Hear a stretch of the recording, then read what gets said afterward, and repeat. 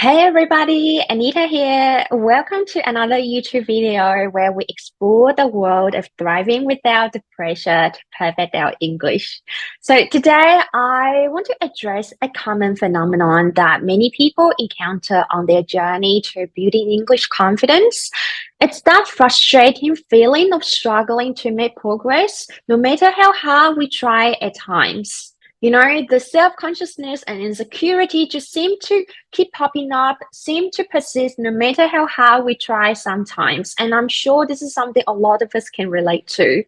Now, it's a big question to unpack, and it's very much dependent on your personal situation. But today, as a starting point, there is this one question that I invite you to ask yourself. Are we focused on the right thing? Are you focused on the right thing? What does progress in this area truly mean to you?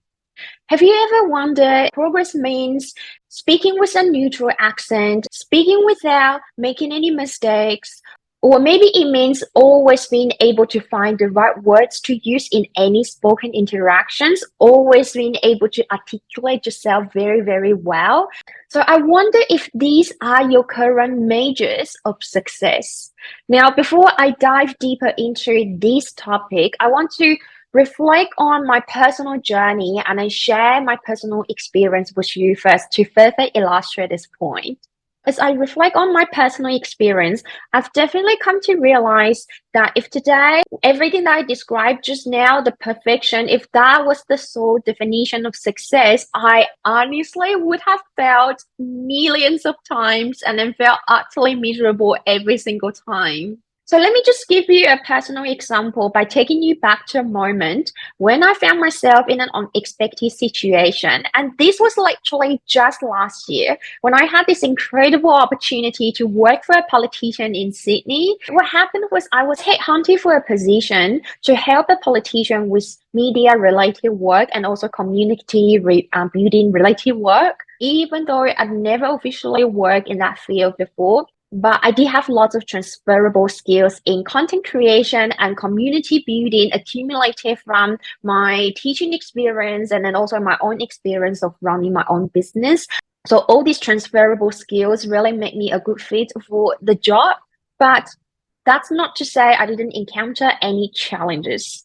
So when I first started, on top of running my business full time, it was quite a hectic time last year. I encountered heaps of new things, knowledge and vocabulary related to politics for the very first time. It was a field that I wasn't super familiar with. So there were definitely moments when I feel like I honestly just couldn't keep up with the conversation with my colleagues, or simply just lacked the extensive vocabulary and knowledge to discuss politics very well in conversations, social conversations, or in meetings with my colleagues. Honestly, I could have very easily labeled that experience as a failure, but thankfully my mindset I had really come a long way at that time. My mindset had definitely evolved over the years and my perspective definitely has shifted at that point, which allowed me to see the entire situation in a completely different light. For me, progress has definitely become something a lot deeper than simply speaking perfect English. It's something a lot more profound, which is something that I want to share with you.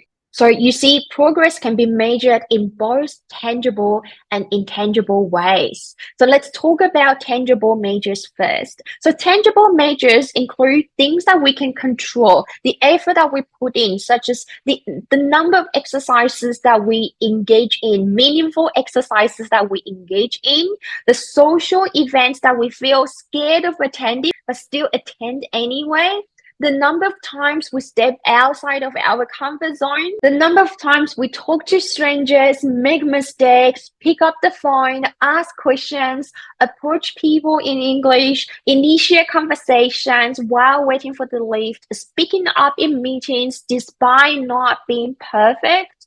These are all tangible milestones that allow us to track our progress. So we're talking about things that we can control, the efforts that we put in. Now, just as equally important, I also want to talk to you about the intangible measures, specifically the way we feel. How do you feel when you genuinely connect with others, when you genuinely connect with native English speakers? How do you feel when you prioritize, for example, connection over perfection?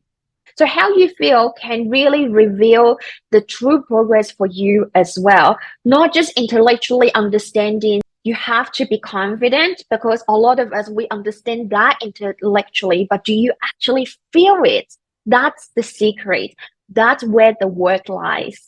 By using what we can control as our measurement, and then you combine this with your intangible feelings, we can truly, truly witness and experience progress. So I wanted to share these insights with you in the hopes that you will find the right measures of progress for yourself. So remember, English confidence building is a journey, not a destination. So let's make this journey sustainable, fun, and enjoyable for ourselves. Now, if you find today's video valuable and enjoyable, I would greatly appreciate it if you could give it a like. Your feedback always inspires me to create more content like this for you. So thank you very much for your support. And if today you want to become a lot more intentional with your result, with personalized support and a community behind you to cheer you on, I invite you to check out Transformation 360. It's a program that I have personally designed and loved based on my 16 years of experience living and working in Australia, all condensed into a couple of months of support to equip you with lifelong skills that you could literally use for the rest of your life. And it's designed to help students become their most confident and authentic selves using the English they already know. It's about forging genuine connections and then living the life you desire in English, professionally, socially, and personally, just as you would in your first language. Feel free to check that out in the description box below. Thank you so much again for joining me today, and I will speak to you again very soon. You take care. Bye.